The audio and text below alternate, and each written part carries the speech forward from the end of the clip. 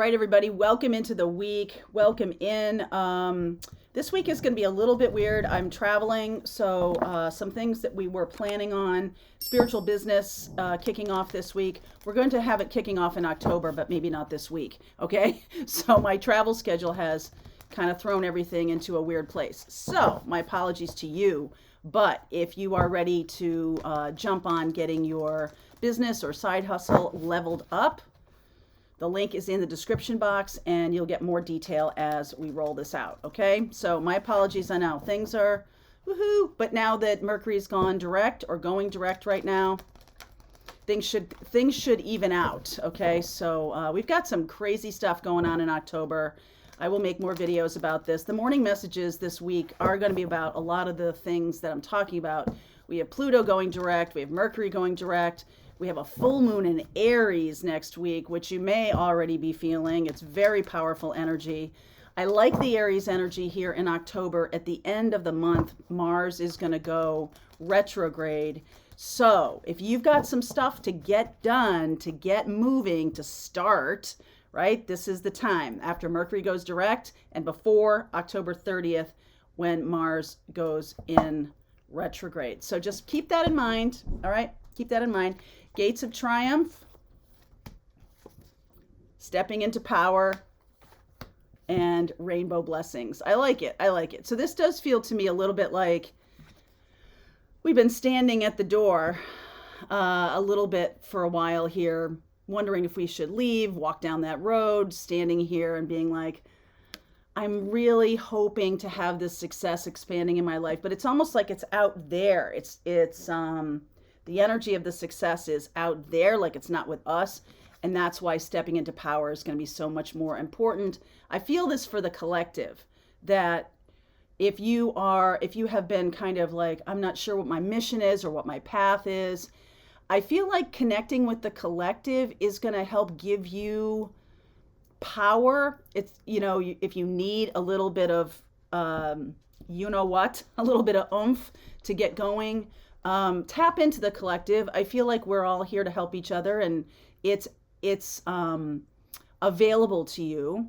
So I don't know what's going on with him. He's an Aries running around barking like that. Okay. So tap into the collective, tap into, I'm going to be talking about Archangel Raphael this month a little bit more. I'm going to be talking about stepping into healing, and then the blessings show up. Okay. It's sort of like trusting the power of the collective. And that doesn't mean you don't have an individual path here. I just mean like if you're feeling a little bit tentative or you've been hanging on to something, kind of keep doing something because you don't know what else to do. This week is going to be a lot about stepping into it. Just like, let's just get moving. Let's just stop this dithering kind of energy and step into it. Okay. And that does feel like collectively supported to me. It does feel that there is some beautiful energy coming from that.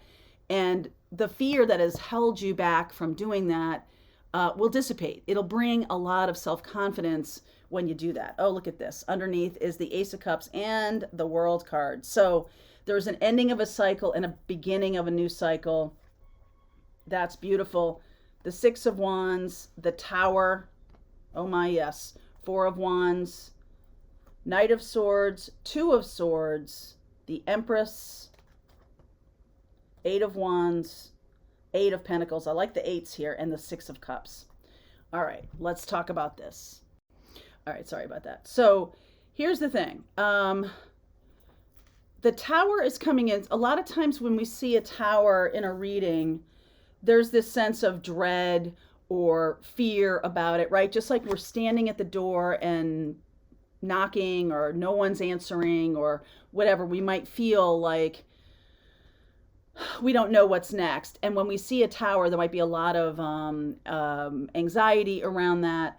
But it seems to me that we're pushing towards something that's lighter, more beautiful, more fun, more joyful, more loving, more conscious. And I love these Eight of Wands and the Eight of Pentacles down here because that's like making it real. So some of you could be in a situation where you're constantly having to fight or prove yourself. You're constantly having to be on the offensive, like, I need to defend myself. Offensive, defensive? Okay. Well, like defending myself. And this is almost like entertaining. If you feel that you are, I remember feeling like this when I was growing up, that I was always on deck to entertain people. Here we are on YouTube doing the same thing. And if there's an imbalance in that, if you feel like you are not being yourself, not being authentic, or it's breaking down your boundaries, or you're feeling overwhelmed and like you need to take a break, there's a break in the action here with the Tower. Okay, so it's not so much that you're not doing that anymore, especially if it's something you really love to do. It's just about balance. We are in Libra time after all. And the Two of Swords here, this is a very quick energy right in the middle. Two of Swords is, since it's in a timing position for me in my reading, I'm going to say this to you 2 days. Okay. And I'm doing this reading on the 2nd. So there is a new cycle coming in very quickly. And the Tower is also like right now. So the new cycle is coming in very quickly, and some of you have been resisting the new cycle, fearing the new cycle, feeling like I have to defend myself against the new cycle, or preparing in some meaningful way. I think this has to do with better boundaries. Okay, so you're not really having to entertain all the time. You're not, especially if it's depleting you. Okay, if it's depleting you, that's something to really look at. The Knight of Swords can be about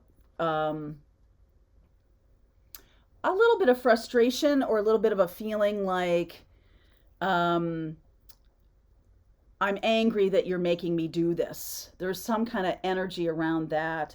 And this is almost like breaking free. This Eight of Wands in this deck is beautiful, isn't it? It's like she's breaking free of that volcano. And look at all the rockets of desire in Abraham Hicks parlance. Look at all the rockets of desire here that are going up into the universe. And I feel like it's like finally you speak your truth. Finally you say what you need to say.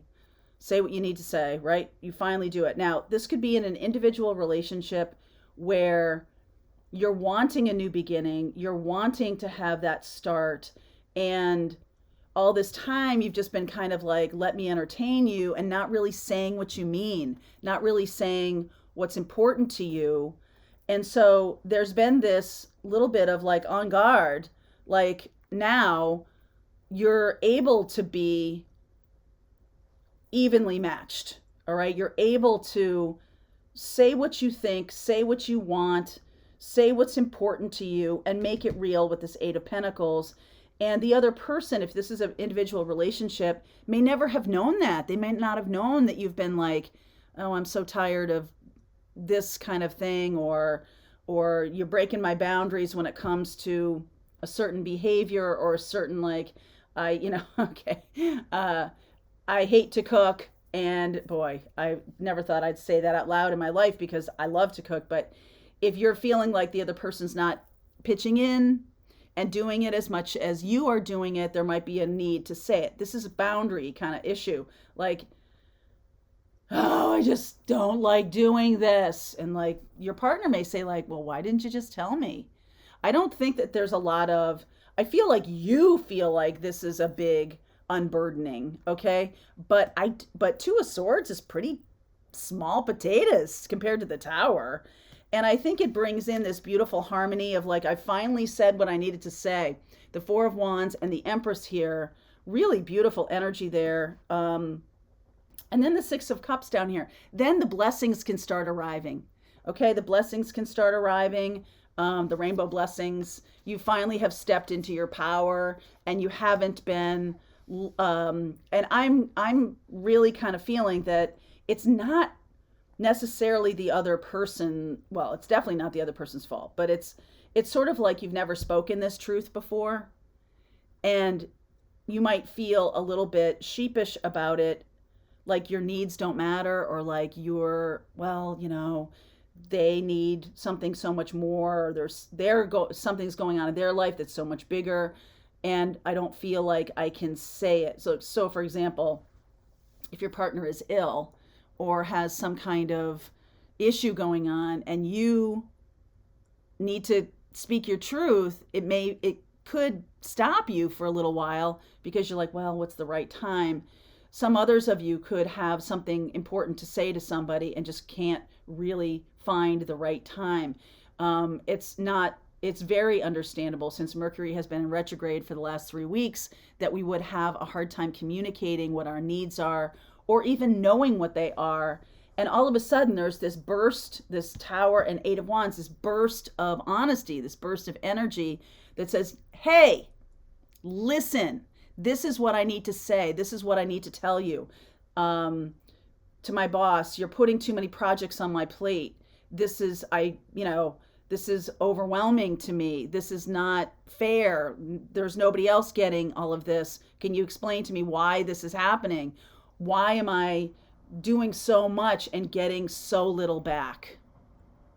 Okay. And that's one of the things that I've been putting so much effort into something, and I feel like I'm not getting much back. Now, the reason you may not, right away, when I said that out loud, right away, I thought to myself, well, that's pretty transactional. And are we really, keeping score? Okay. Are we keeping score in a relationship or in our lives? Well,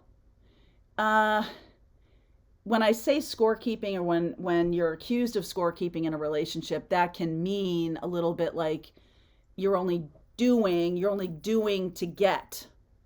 And I think that's the thing that needs to be balanced. Not that you're doing that, but I'm just saying, like, if you automatically feel like you are scorekeeping all of a sudden because, let's say this is a friendship thing even, and you've been the one that has driven out to dinner the last 3 or 4 times, and the other person is always like, oh, you don't mind driving, do you? And you're like, actually, yeah, I do.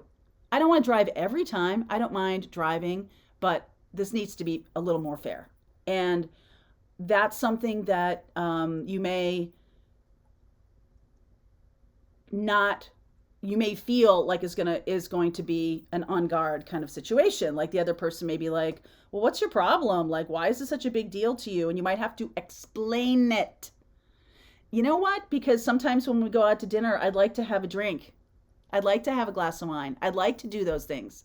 But because I'm always the one driving, it's not as balanced to me. It doesn't feel natural to me in terms of the duties. And I don't want to think about it. I want to think that, like, we're on the same page here, where we share these kind of responsibilities to our friendship and to our health and to ourselves, instead of I'm the one that's shouldering it for everybody. Okay. So it can be in terms of your spiritual growth. This is what spiritual bypassing is all about, is kind of like doing things that aren't really getting at the core of things, because, and can be an internal conversation too. There's some internal things that you need to get to the root of. Why am I doing this? Or what's going on with my behavior in this way? And when you break through this, there's very beautiful energy of balance. Okay, the Four of Wands, beautiful, and then the Empress is Venus, Taurus, and Libra. It's a lovely anchored and balanced energy. And the Six of Cups is just like, okay, now we can go have fun. Now we can enjoy ourselves. There's something that needs to be said, and it's part of your learning to step into that power. Okay, whatever it is, it's something that needs to be said, or it's something, because I'm getting swords here and wands. So there's a fiery energy to it. You might already feel the full moon in Aries, because you see this full moon in the Four of Wands. By the time we get to that full moon in Aries, I think it's October 9th, things should balance out nicely, and you should be able to move forward. So let's continue on with this, and we'll see where we go, what else you need to do. All right. Let me do this, clarifying. I want to clarify the Tower a little bit more, because that was kind of general, but let's see.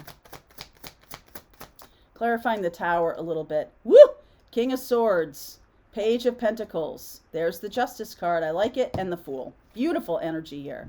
So once you do this, you're going to feel like this. Some of you might have a lot of guilt, over speaking your truth to somebody, but the rewards are wonderful. The Page of Pentacles and the Libra energy of balance there with justice, and then the Fool. Like, now we can move forward.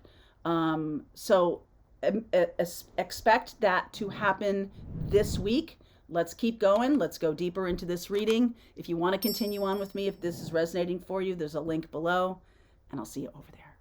All right, I hope you enjoyed that video. If it was helpful to you, please consider liking this video and sharing it with anybody who might have a need for similar kind of information. And if you like this video, check out these videos.